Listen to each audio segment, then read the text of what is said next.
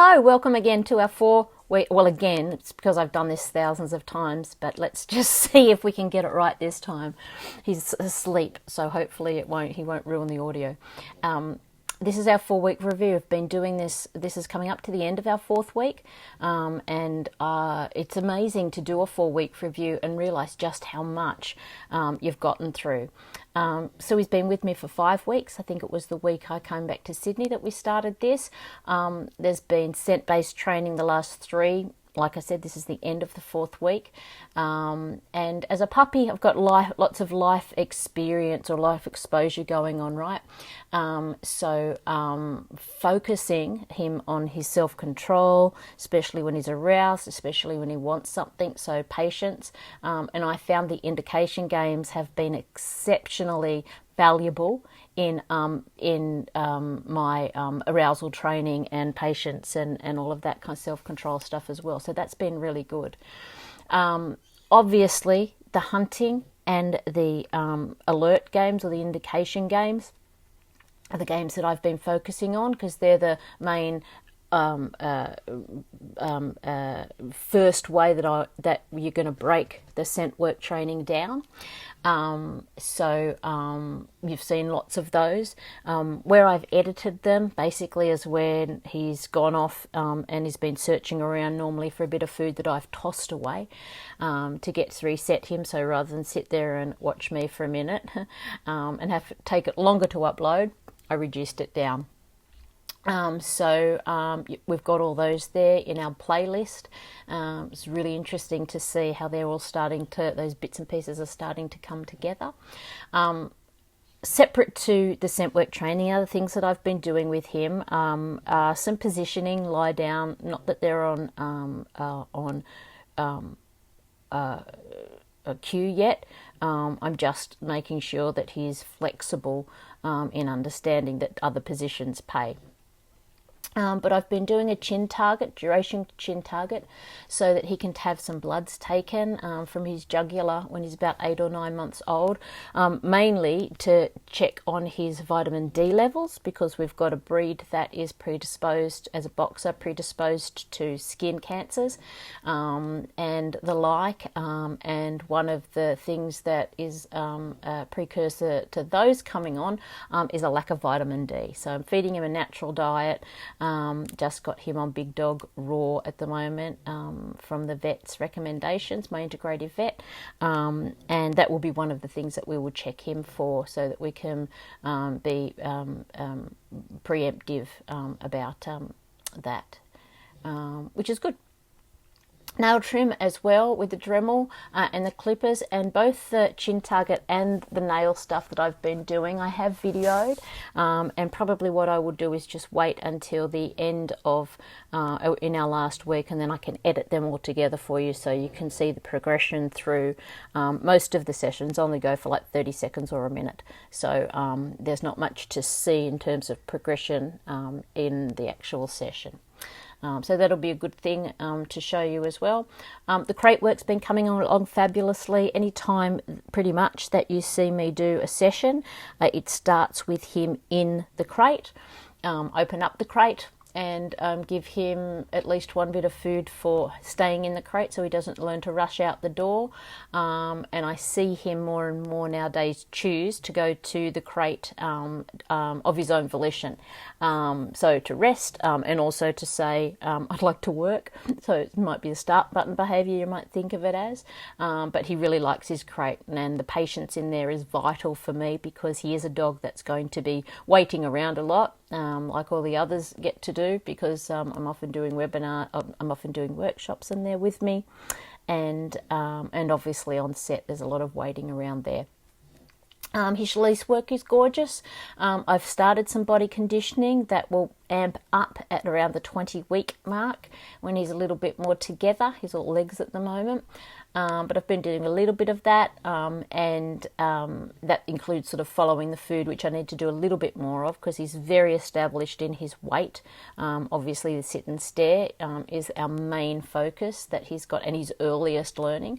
And the release cue needs a bit of work, and I need to think about stuff a bit at the moment, because I've got the same release cue, which is go, for search, for odor, or we'll just say Kong, or my thing, and for just food searches and stuff. So I'll probably just need to separate out my release cue and my search cue. We'll see how we go though. Okay, so probably I have learnt more than I think the dog. I've really learned a lot, and the main reason I've learned a lot is because I committed to you guys to say, I'm going to show you what I do, show you what I do wrong, show you where I think I could have done things better, and that kind of stuff, and where I'm celebrating. And more than anything, I really wanted to show people how you don't have to work through any training, but especially scent work training, in a linear fashion. You can do it bits and pieces at a time, and they will all start to flow together. And in that way, we can keep all of that training very quick sessions, very reinforcing, so a high rate of reinforcement, and that way keep the dogs interested and active, and that I really like that saying that my friend and mentor, just a gorgeous person, says. And what is it? It is called not perfection. It is progress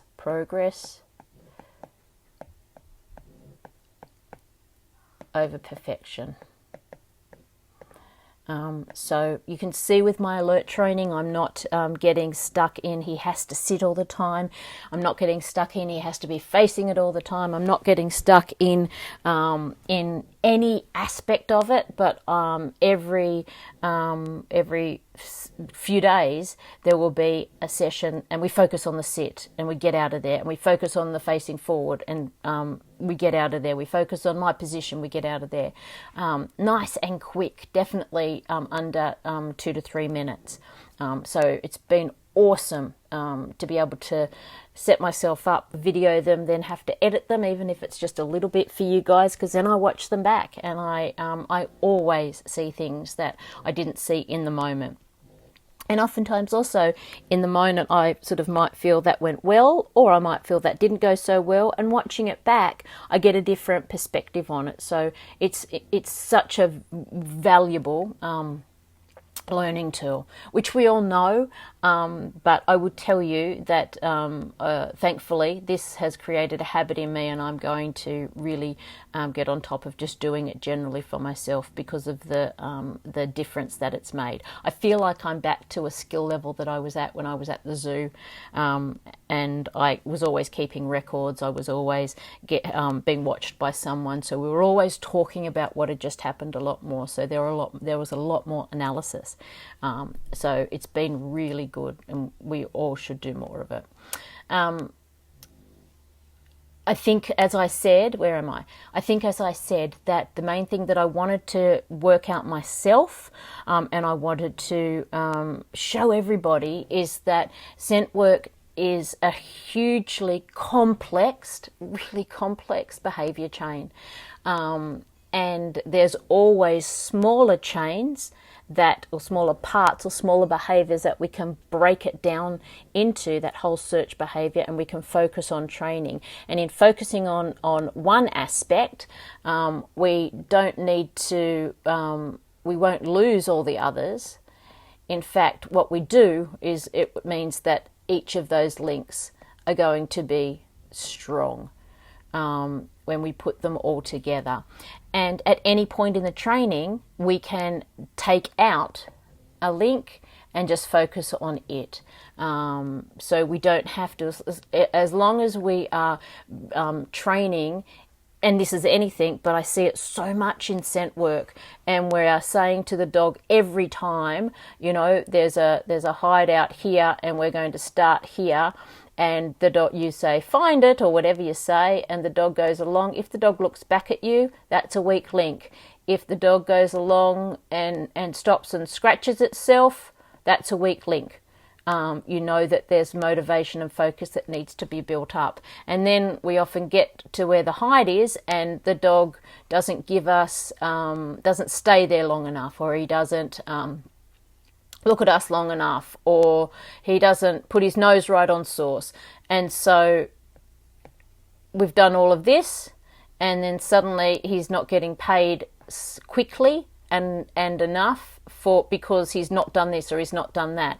So we have no way of communicating, because there's several things that are great and there's several things that are good. We've just got no way of pinpointing to our dog which bit that we are focusing on, whether we're paying it or not. So we want to really reduce down each training session into, oh, hang on, I forgot, I've got to move it with my, I thought I could move myself. Because I just realised I'm in the way. What I can do is this. We've got to realise that each training session really, for the most part, should be about a criteria, not a huge lump. So we really want to split it down, because we can, if we look at all of these links as a training loop. So that means we cue the dog goes out, does the behavior, we pay the dog, the dog comes back or restarts, whether we're throwing food or whether we're calling the dog back, and we just loop. 5 or 6 of those in one area is a great training session, regardless of whether the dog is succeeding or not, because what you've got then is information about that particular aspect, so that you can then move forward in your training and decide what to do there.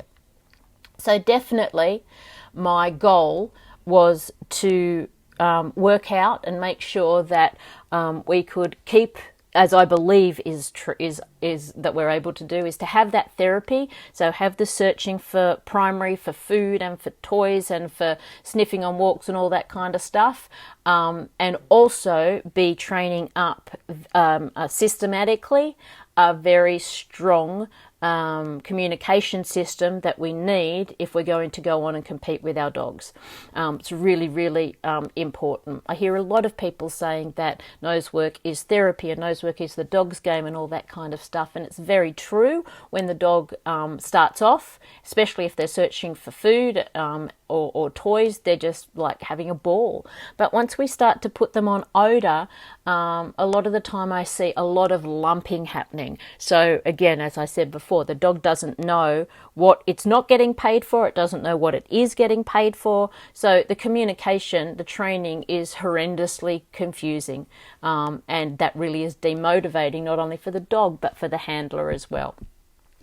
So don't be scared about isolating sections. There's a saying, I hear it a lot in canine nose work, this is an obedience-free zone. And what that means is that we want to put the dog in control. The dog needs to have choices, and the dog needs to be able to play our game or not. It doesn't mean the dog has to do the whole thing all at once. And in fact, I think that there's a lot of dogs that would say when they are presented with that sort of training progress, that you see that in their behaviour they go from yippee, the box game, to it's too confusing, you ask me so much and I really don't know what I'm supposed to do. Sometimes I get my reward, sometimes I don't. And again, there's no clear communication system, and that is a must. So my goal is to, as I say there, have my therapy and be able to do that for the rest of Robin's life, give him that opportunity to use his nose just for searches, for food and all, but also have some ribbons on my shelf as well. So, like I've said over and over again, you've got to break that chain down. There's lots of different ways to look at the search behaviour chain, but this is our basic one, right? We've got a situation where we cue the dog and the dog goes off and it finds the odour, and that's any odour in the environment. It's not source, but it's got to find the trail of that odour. Then it follows the odour, and it can follow it, and it might come in and out of odour, but then soon it gets to a point where it's detailing and it will pinpoint source. Now that pinpoint source should be a nose on source, or as close to possible as he can get it, as Robin or any dog can get it. So pinpoint where that odor is coming from, and once you've got as close as possible, your nose on source, then you're going to report.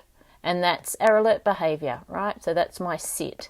So ultimately, my criteria is very much nose to source. The way that I think about it is the cue to sit. So that when we go to, oopsies, get rid of that.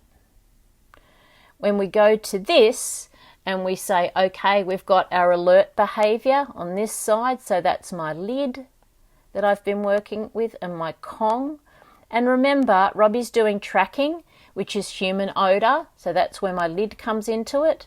And he's doing scent detection or scent work, and that's where my Kong comes into it. Now, at the moment, there's lots of my odor over both of these. But remember, there's also lots of my odor everywhere pretty much that we've been training, right? So there's other olfactory stimuli, or how do I say it, cues, let's say it, at play, at play as well. But at the moment, I don't care that he sees it. But the alert behavior, he's going to pinpoint source, so nose on source. Put your nose on that source, Robbie. And then he will sit back and stare in the direction of the source. And I've added in, because it's important, it doesn't matter what I'm doing or where I am. So I need to remember that as part of my criteria, so that I remember in my training to do training where I'm standing in front, do training where I'm standing behind, do sits when I'm standing in front of him. I don't even have to have the lid, right? Can he sit on cue in front of me without turning around and facing me? All of that kind of stuff feeds in to this particular alert behavior. And then obviously I want him to do that until he's released. And that will be eventually until I reinforce him. And over the other side, we've got the hunting behavior. And at the moment, there's no real hunting cue, although I'm starting to see a good response to go as my cue. But it's really contextual, because we do a lot of it around the house. And when I give him that cue, we want him to see him move out into the search area, and he can use whatever he needs to use in order to focus on the environment and quickly find source odor, and again report back to me. Again, he needs to be able to do that no matter what I'm doing or where I am, so that I can make sure that I'm not influencing that alert behavior in any way. So these criterias are really important, because I can keep coming back to them and making sure that I'm still happy with this as we go ahead. For instance, I am thinking that the sit and stare that I might take out, I'll keep the sit, but I might remove the stare from this long term. But I'm still going to do the focus games, because focus games have been fantastic for the meaning and the value of the particular source odor or article that we're working with. So I will play those games for the rest of his life. And enjoy them, because they are just fun, right? And they're a great, as I said before, opportunity for him to practice self-control and all of the other stuff. So it's good. Just quickly, looks great, doesn't it?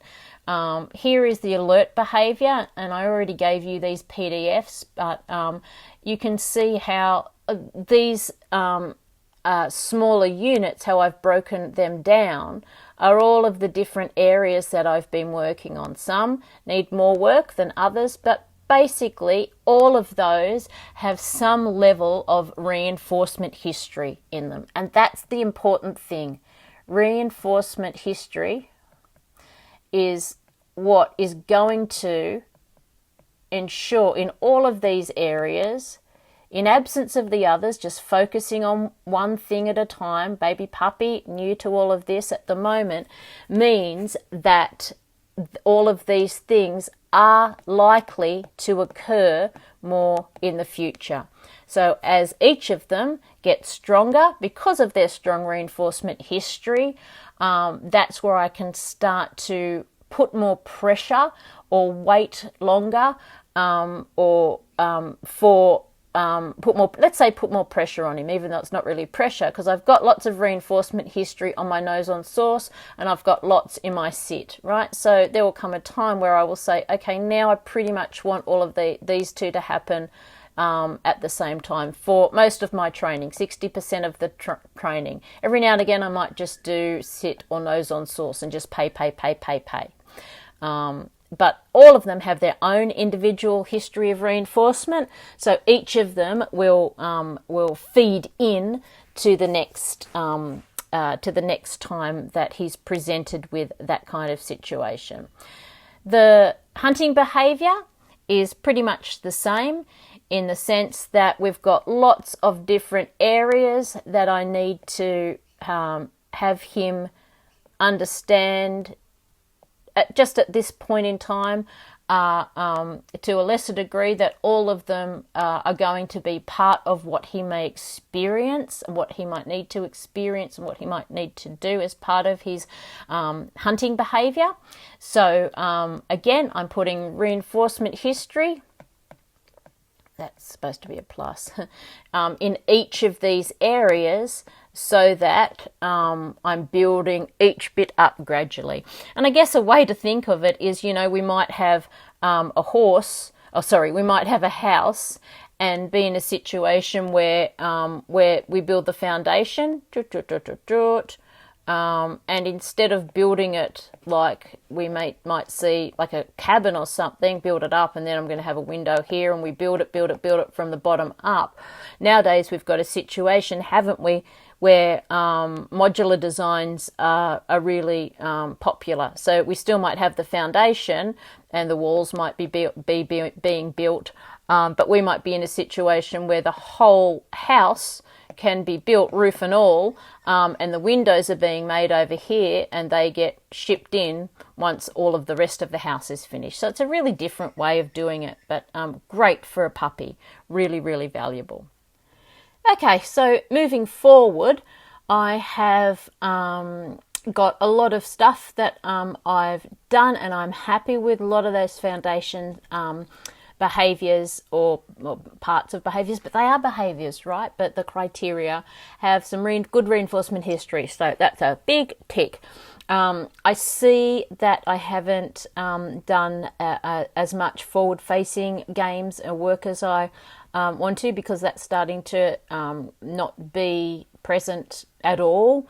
He faces forward, but then he's starting to turn his head around because he's orientating to me, because he knows the reinforcement's going to come from me. So I'm going to be playing some of those games a little bit more over the next couple of weeks. I'm also going to increase duration, the duration that he holds that sit or the stare, depending on the one that I'm working on, so that I can start to build up the duration. Strengthen the release cue. I've been doing that a bit over the last week, and I can see that he's understanding that more. It's having a lot more meaning to him, so that's good. I'll continue to do that. Strengthen the search verbal cue, and as I said, at the moment I am in a situation where I've got both of those. Where is it? Forward, strengthening the release cue. So that's go, and this is go. So probably what I will do is all of my other dogs have okay as their release cue. So I will potentially move him over to that. And the other thing is that, if I can just get myself up here, I'm going to use a physical position with Robbie. I don't know if I will use the same position for both tracking and obedient. What's it called? Scent work. but definitely one of them be in the middle, and there will be a couple of taps on his side as well. So I've got both of those to look at adding into for clarity when he gets a bit older. But I don't need to worry about them now. I'm just going to keep on going with the go, just so that he understands that there is a verbal that will be important to listen out to. Once I've got the concept of something coming out of mum's mouth is useful, it's very easy to transition the cue onto being something else, right? I'm going to do more physical conditioning, but that's probably not going to happen until about 20 weeks when he's just a little bit more together. He comes loopy lip now. Together just physically. You know, he's growing so fast at the moment, and there's lots of room to do physical work, conditioning, once everything starts to settle down a bit. The hunting games I'm going to focus on a little more. As you've seen, I've started to take them out and about and just do tiny little searches with them, definitely in my tracking area. So again, remember that I am not only doing scent detection, but I'm doing tracking as well, which is ground search or ground scent. And we've got articles along the way there. So that's where my lid's coming into it. And the detection or the scent work side of things is my is air scenting, and that's where my Kong is coming into it as well. So they're two very different ways of using your nose, but obviously there's so many similarities in them that I can use foundation for tracking as valuable as being foundation for my detection work as well. But that's why, but I'm, again, like with my different criteria, I'm making sure I do a little bit of detection work. So that's my Kong, while I play all my tracking games, because I don't want him just to learn that all good scent smelling stuff is on the ground, right? All good scent on the ground, which is what he's obviously going to be focused on in tracking. So that's why I've got the Kong as a separate, and the food and the toys, of course, for my scent work, so that they can be anywhere. They can be on the ground, they can be up on an edge, they can be inaccessible eventually, higher than your head. Not that I've done anything like that yet. Well, formally, he certainly has found chicken on the bench that's way above his head and told me that it's up there. Anyway, so all of these things are what I want to focus on over the next little while. I want him to have a habit of checking the start area and not blow through the start line. I want that real drive to source, which builds his motivation. And increases the nose to source scenario. And obviously any hunting or time that he uses his nose, he's getting an opportunity to learn just a little bit more about scent movement. And so the more scent movement experience he has, the better he's going to be able to understand the puzzles when he's operational, when he's trialing or working. Okay, great.